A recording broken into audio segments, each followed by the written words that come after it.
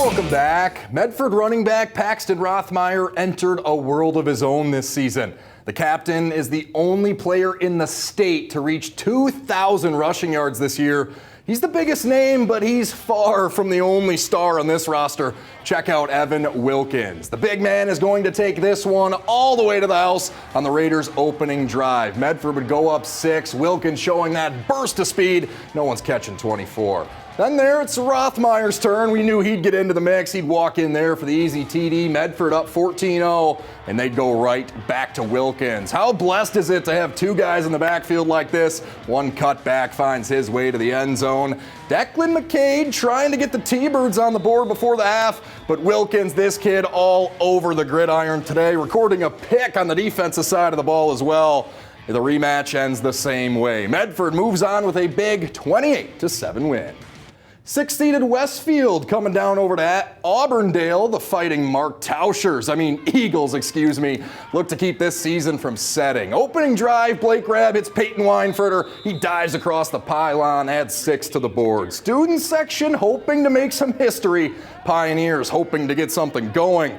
Dawson Lobner comes up with a sack, and that sounds like a law firm. Second quarter, Colton Wheeler now practicing hurdles for track season, although I'm sure he's itching to get to the wrestling mat. He grabs his second TD of the night. This one was all Eagles. They soar 35-0, the final. Next, over to Amherst for a Division 5 battle between the Falcons and the Oostburg Flying Dutchmen. Dutchmen have it down big and looking to get back in this one. But the Falcons junior Gibson Kenyon has other plans. He comes home with the sack. Boy showing him love with a little helmet tap. Later on, punter Connor Mentix snagging the high snap but can't get the kickoff. Owen Pingle sets up the offense in great field position, and this program capitalizes time after time. Just 2 plays, all it took. They're in the red zone, and they call the option. Gladowski out to Sully Perkins. He walks in untouched. The Falcons soaring now to level 2, final score 35-12. They'll face the winner of Horican Hutsaford versus Stratford. We'll have that final coming up a little later in the show.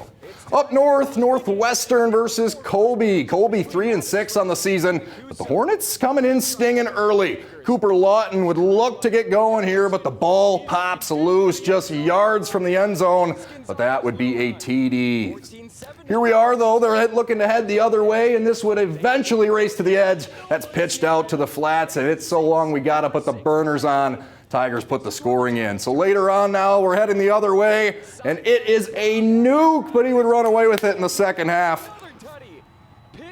Our final here was a Colby loss to Northwestern big. Excuse me, some technical difficulties. Marshfield score still unreported with top-seeded New Richmond. We'll have that for you a little later in the show. But DCE putting a 50-burger on Hudson on the road. Stanley Boyd a big one over Spooner, while Coleman, the top seed, hands Wyowega Fremont the loss. And Crivets falling by 2, as well as Crandon falling to Bondwell. We'll have a few more scores.